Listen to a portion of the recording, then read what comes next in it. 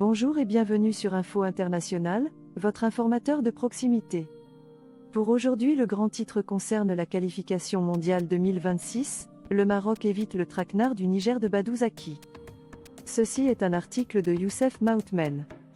Opposé à son poursuivant direct, vendredi pour le compte de la 5e journée des qualifications pour la Coupe du Monde 2026, le Maroc est passé à deux doigts d'un nul accablant face au Niger.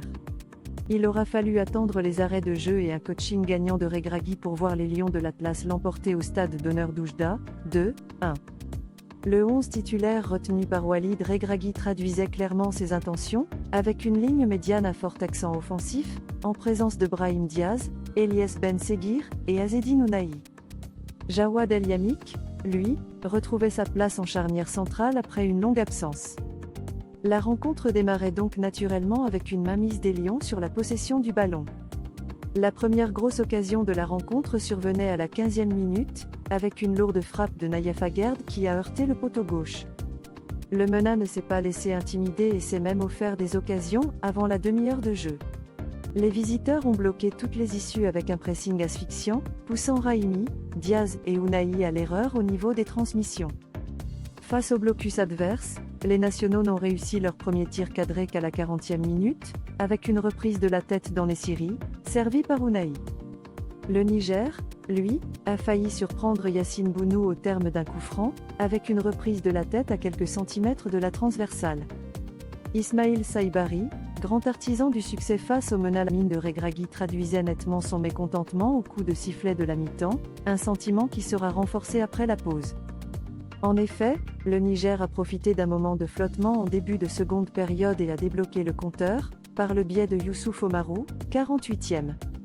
Le sélectionneur réagissait immédiatement et envoyait Zalzouli, Saibari et El Kanous sur la pelouse, sortis d'Ounahi, Raimi et Ben Seguir. Le coaching payait sans attendre, avec une égalisation signée Ismail Saibari, à la réception d'une offrande de Brahim Diaz, 59e.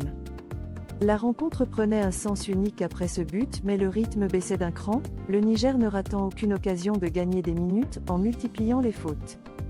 Saibari se distinguait à nouveau à la 82e minute et lançait en Essiri en situation ultra favorable, mais le fer de lance de Fenerbahçe manquait le face-à-face avec le portier adverse. L'attaquant cédait sa place de suite à Hamza Igaman. L'arbitre indiquait 9 minutes de temps additionnel mais le Maroc n'a eu besoin que d'une minute pour arracher les 3 points, avec une nouvelle action initiée par Saibari. Le milieu offensif du PSV Eindhoven lançait Mazraoui, qui repiquait vers El Kanous, seul devant la cage, 90e plus 1.